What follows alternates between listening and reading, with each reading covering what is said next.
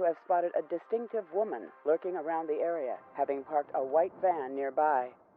Hello there gorgeous gamers, and welcome back to another Pure Play TV video preview, and today it's the very creepy Remothered Broken Porcelain. This was not an easy one for me to do. I've never played the prior Remothered game, though I do know of it and my horror fan friends have told me how I just must play it. I've ignored their pleas up until now, but duty called and I was the unlucky sod to answer the phone. It kind of sounds like the start to my own horror movie, doesn't it? Remothered Broken Porcelain is creepy, there's no two ways around it. I was disturbed from the moment I booted up the demo. I was in a room with nobody else, but it felt like I was in danger, and this was just 10 seconds into the demo. After spending a couple of minutes poking around, getting familiar with the controls, I was ambushed by some great hulking beast of a man. Or was he a monster?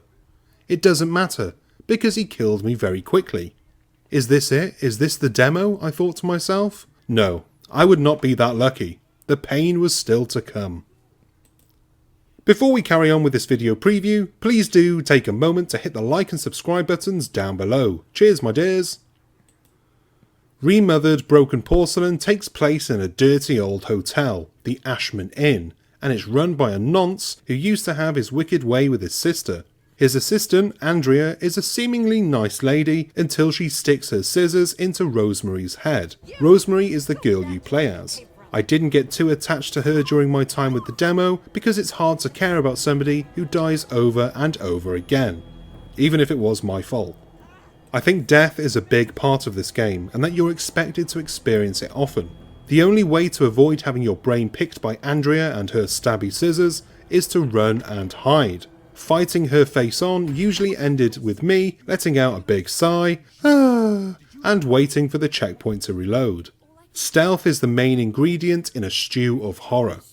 Thankfully, the game does everything it can to give you the best chance of survival. Think Alien Isolation, you need to run, break the line of sight, and hide while Miss Gooey Eyes hunts you down. Even when you're hidden, you're not entirely safe, as Andrea will fling open closets, boxes and doors as she tries to find your head. It's very unnerving. It's not very often that a game will have a real life effect on me.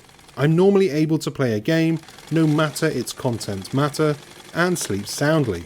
Not so after this one. I could feel my heart racing as I sat in a danky cupboard, listening to Andrea talking shit about me as she walked the halls of the hotel. Once I finished the demo and got into bed, I couldn't close my eyes without seeing Andrea's horrific face. For fans of horror, this is the ultimate goal, or so I imagine. For me, it's torture, but at the same time, a twisted kind of fun, like pulling a scab off of a wound. I know it's disgusting and it's going to hurt, but I keep pulling it slowly anyway for a look at that minging flesh underneath. Puzzles are also a part of the game, and it's here where I actually found myself doing well. I say well, but I mean, I didn't die for 10 minutes, and for me, that's doing well. I also call that Monday morning. One part of the demo had Andrea sitting at her desk, talking to herself, while her eyes poured black crap down her god-awful face. I needed to get past her, but I didn't want to initiate a chase. I found a little doll and, using my mad gamer skills which have been honed over the years, I placed the doll outside the room and it made a noise. So I waited for Andrea to shift her arse from the seat and then I darted through a conveniently placed hole in the wall. Booyah! Chris 1, Andrea 10. The scores were finally starting to level out. Yes. A few minutes later she killed me. Chris 1, Andrea 11. She lives in that world though, she knows that hotel, so she has a clear advantage, so I'm calling it a draw. The real appeal for me is in the game's story. The setup is an interesting one, and yes, it's got Stephen King's The Shining written all over it, but I don't mind that at all. Inspiration could come from worse places. The hotel itself is a mystery I wouldn't mind exploring more, and the guy running the place, he definitely needs a good slap, and I hope the game affords me that opportunity in the full release.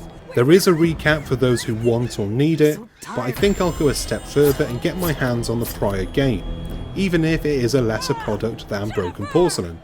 So, Basically, I'm kind of looking forward to Remothered Broken Porcelain, but at the same time, I'm already dreading the day that the review code arrives. What the hell is going on with you, Andrea?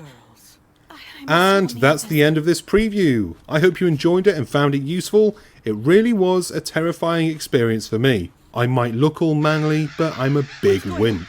If you don't have anything against that, then do us a favour and hit the like and subscribe buttons down below, as well as the bell icon so that you get notified when we've got new stuff to watch. I've been Chris the Wimp, you've been brave little souls for watching, and I'll see you next time. Bye! Master key. I have a migraine, and it's all their fault.